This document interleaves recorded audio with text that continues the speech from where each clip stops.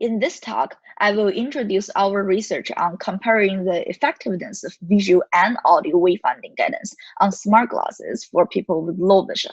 Low vision is a visual impairment that falls short of blindness but cannot be corrected by eyeglasses or contact lenses. There are many different low vision conditions. For example, people can have blurry vision, central vision loss, having blind spots in their vision, peripheral vision loss, and so on. And one critical but challenging daily task for people with low vision is wayfinding, which means a person needs to plan and follow a route to navigate from one place to another. Because of their vision loss, low vision people had difficulties in reading signs, orienting themselves in the environment, recognizing landmarks, so that it is very difficult for them to complete a wayfinding task independently, especially in an unfamiliar environment. To address the wayfinding problems, many navigation systems have been designed to support wayfinding for people with visual impairments in general. For example, some systems can provide turn-by-turn audio instructions. And also some systems, for example, the Microsoft Soundscape, generates spatial audio beacon to guide the user to the specific destination. And all the prior research mainly focused on generating audio feedback for people with little to no vision.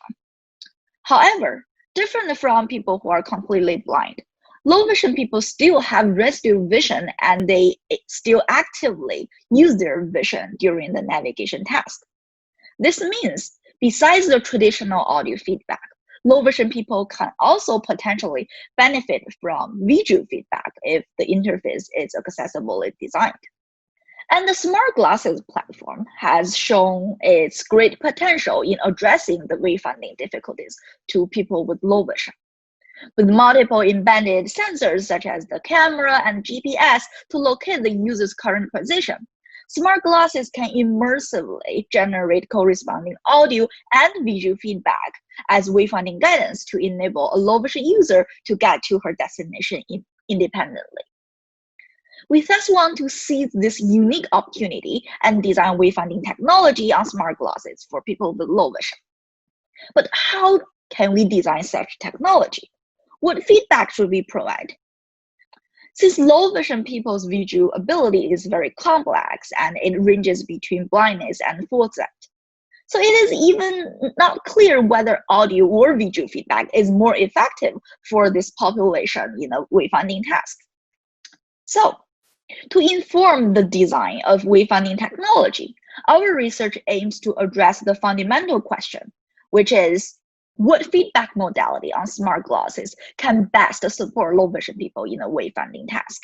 So to answer our research question, we sought to conduct a study to compare the effectiveness of visual and audio wayfinding guidance on smart glasses for people with low vision.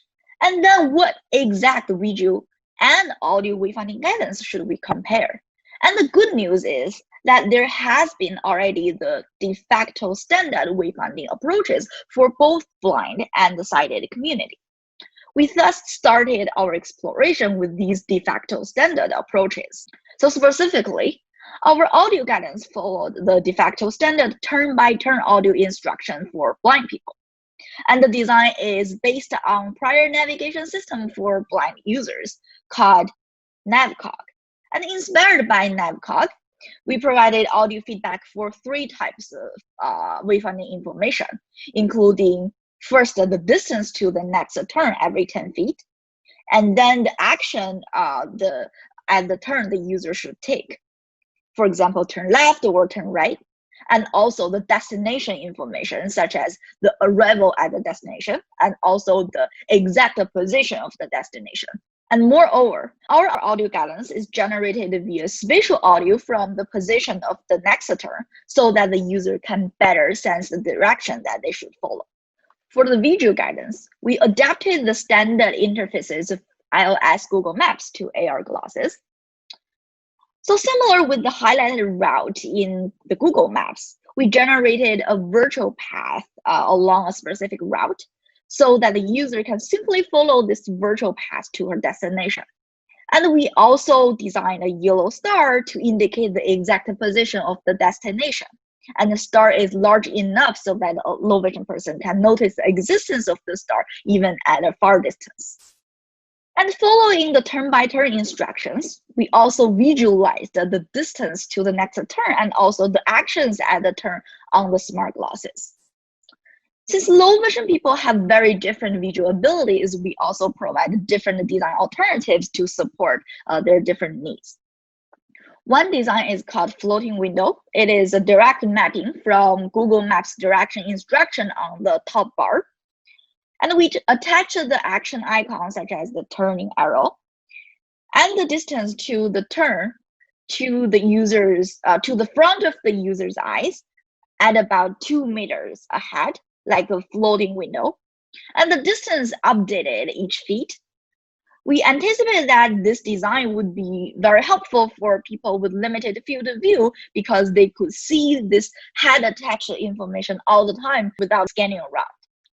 But for users who have a relatively wide field of view and do not want the visual information to block their central vision, we designed anchor signs where we anchor the action icon to the specific turn and also attach the distance information to the side of the path.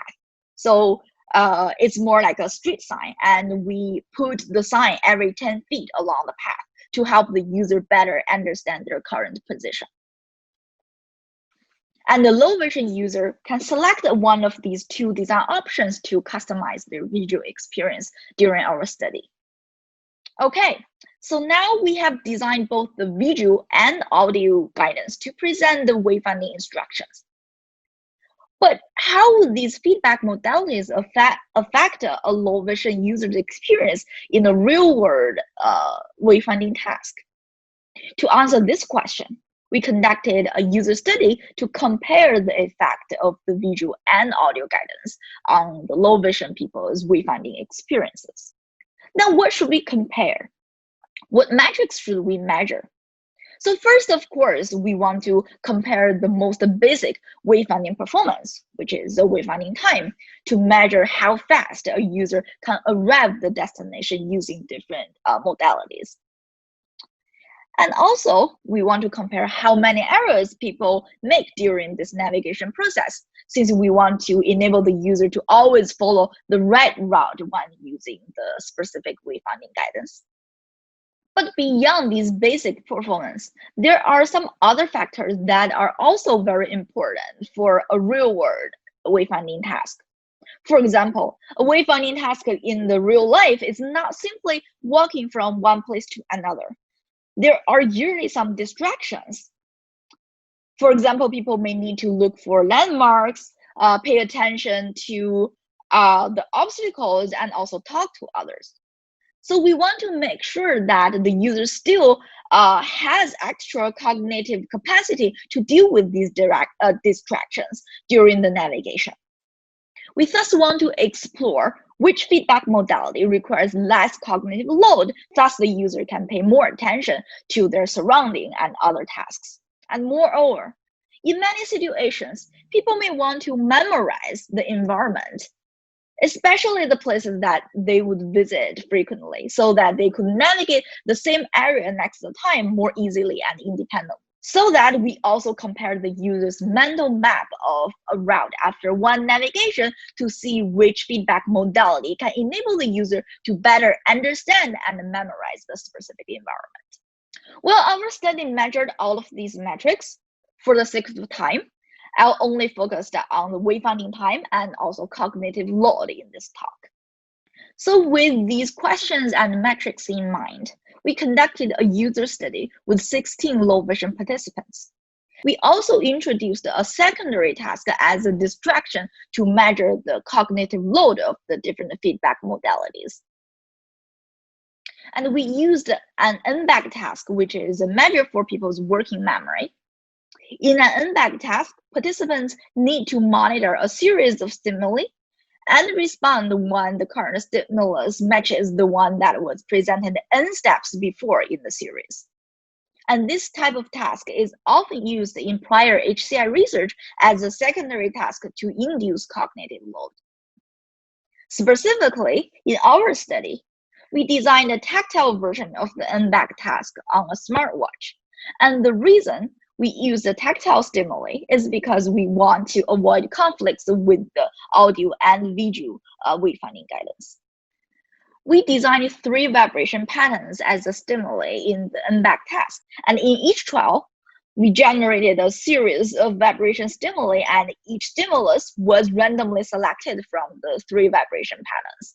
And the participants were asked to tap on the smartwatch screen whenever the current vibration pattern matched the previous one, which is a one-back task. We asked each participant to conduct wayfinding tasks in 4 conditions, including the visual guidance without and with the secondary task, and the audio guidance with and without the secondary task. And participants conducted 2 trials for each condition. And for each trial, we asked the participants to follow the specific wayfinding guidance to get to their destination as quickly as possible with their typical walking speed. And for the condition with the secondary task, if the participants could not complete the 2 tasks at the same time, we asked them to prioritize the wayfinding task, which is the primary task. So based on our study, we actually found several very interesting results to inspire the future navigation system design. So first, about the wayfinding time.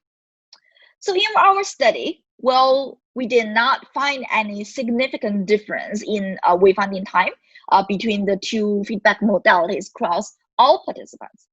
But we find that for participants with full field of view in at least one of their eyes, they actually completed the wayfinding task significantly faster when they use the visual feedback as opposed to using the audio feedback. This is because, as opposed to the audio guidance that provided instructions for just the current step, the visual guidance provided an overview of future directions, which helped the participants better plan their steps in the navigation. But for participants who have limited field of view, they actually could not see all the virtual feedback altogether, for example, this virtual path, so that they are not able to benefit from this overview of the whole route. And in terms of the cognitive load, we find that participants had a significant better performance on the secondary task when using the visual guidance as opposed to the audio guidance. And this bar chart shows the participants' mean hit accuracy for the one-back task during the navigation. You can see that participants actually had a much higher accuracy for the secondary task when they used the visual feedback as opposed to they used the audio feedback, which means they had more ability to complete the secondary task with the visual feedback, so that the visual feedback required less cognitive load as opposed to the audio guidance. And moreover, at the end of our study, we also asked the participants whether and how they wanted to combine the visual and audio feedback to optimize their wayfinding experience. And this bar chart shows the distribution of participants' preferred modality for different wayfinding information, including the overview of the route, the specific action at each turn, the distance to the next turn, and also the destination information. And the blue represents the number of participants who selected the visual feedback to present the specific information, and the yellow represents the number of participants who selected the audio feedback. And we find that for most of wayfinding information, participants actually wanted to combine both of the modalities to optimize their experience. So these are the key findings from our study. And to answer our research question, we compared visual and audio wayfinding guidance on the smart glasses for people with low vision in different perspectives, such as the wayfinding time, the errors they made, and also the cognitive load. Well, the visual feedback seems to be the winner in all of these perspectives. But most participants still want to combine visual and audio feedback since they are more familiar with the audio feedback. So it is very important to combine these feedback and provide multimodal feedback to facilitate wayfinding tasks for people with low vision in the future navigation systems. So this is the major takeaway from our study. Thank you so much.